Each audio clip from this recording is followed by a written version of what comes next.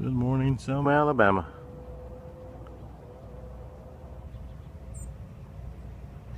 Selma at 50, to another 50 years of change.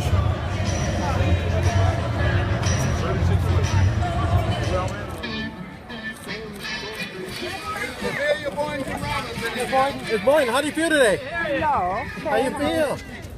Hey, where'd he go? All right.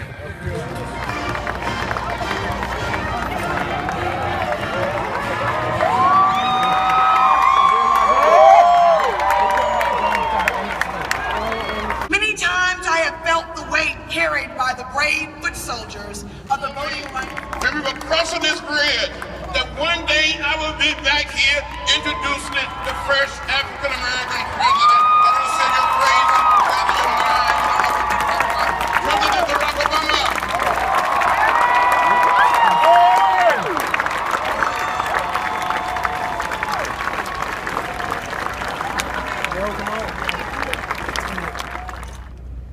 Others are sites that symbolize the daring of America's character.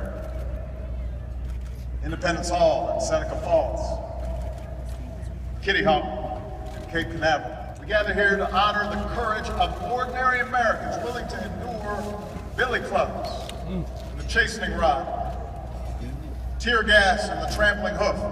Men and women who, despite the gush of blood and splintered bone, would stay true to their North Star and keep marching towards justice. They did as Scripture instructed.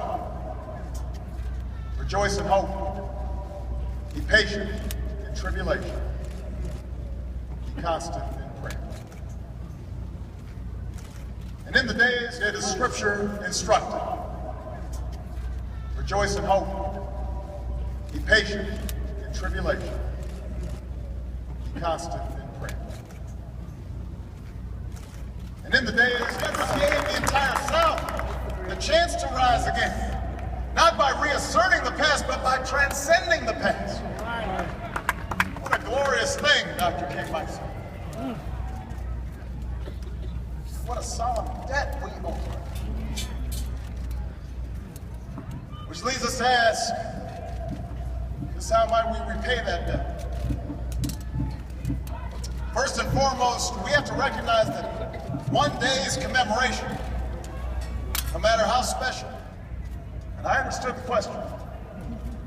The report's narrative was sadly familiar. It evoked the kind of abuse and disregard for citizens that spawned the civil rights movement. But I rejected the notion that nothing's changed. What happened in Ferguson may not be unique, but it's no longer endemic. It's no longer sanctioned by law or by custom. And before the civil rights movement, it most surely was. We do a disservice to the cause of justice by intimating that bias and discrimination are immutable. That racial division is inherent in America. If you think nothing's changed in the past 50 years, ask somebody who lived through the Selma or Chicago or Los Angeles of the 1950s. Ask the female CEO one progress. Our progress would be to rob us of our own agency, our own capacity, our responsibility to do what we can to make America better. There's nothing America can't handle if we actually look squarely at the problem.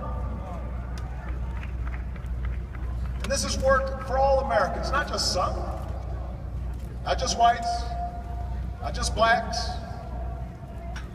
If we want to honor the courage of those who marched that day, all of us need to recognize, as they did, that change depends on our actions, on our attitudes, the things we teach our children. And if we make such an effort, no matter how hard it may sometimes seem, laws can be passed, and consciences can be stirred, and consensus can be built. With such an effort, we can make sure our criminal justice system serves our laws across this country, designed to make it harder for people to vote. As we speak, more such laws are being proposed.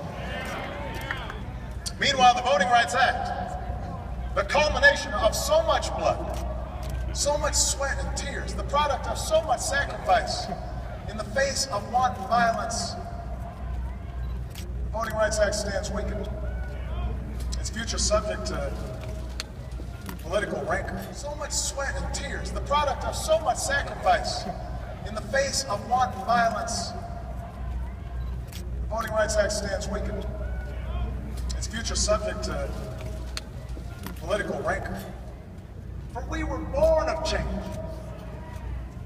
We broke the old aristocracies, declaring ourselves entitled not by bloodline, but endowed by our Creator with certain inalienable rights. We secure our rights and responsibilities through a system of self-government, of and by and for the people. That's why we argue and fight with so much passion and conviction, because we know our efforts matter. We know America is what we make of it. Look at our history. We are Lewis and Clark and Sacagawea, pioneers who braved the unfamiliar, followed by a stampede of farmers and miners. Oh, what a glorious task we are given to continually try to improve this great nation of ours. Yes, sir. 50 years from Bloody Sunday. Our march is not yet finished, but we're getting closer. 239 years after this nation's founding, our union is not yet perfect, but we are getting closer. Our job's easier because somebody already got us through that first mile. Somebody already got us over that bridge.